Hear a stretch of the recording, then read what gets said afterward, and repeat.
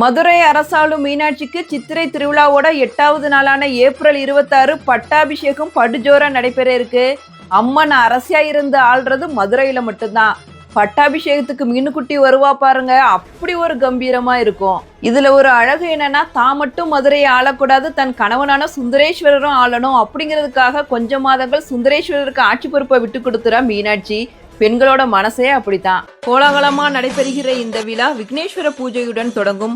அம்மனுக்கு பூஜைகள் நடத்தப்பட்ட பின் வைர கற்கள் பதிக்கப்பட்ட ராயர் கிரீடம் எனப்படும் வைர கிரீடத்திற்கு புனித நீர் அபிஷேகம் செய்யப்படும். இந்த கிரீடம் கிருஷ்ணதேவராயர் அவையில அமைச்சராக இருந்த அப்பாச்சி ராயர் அப்படிங்கிறவரால நன்கொடையாக மீனாட்சி அம்மனுக்கு வழங்கப்பட்டது.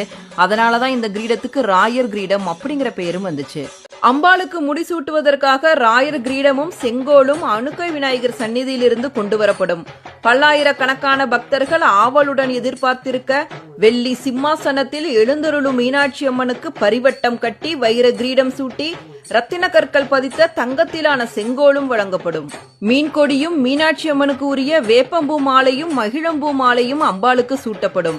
மீனாட்சி அம்மன் பட்டத்திராணியா முடிசூட்டிட்டு வெள்ளி சிம்மாசனத்துல கம்பீரமா அமர்ந்து வலம் வரத பார்க்கிறப்ப மெய்சிலிர்த்து போயிடும்.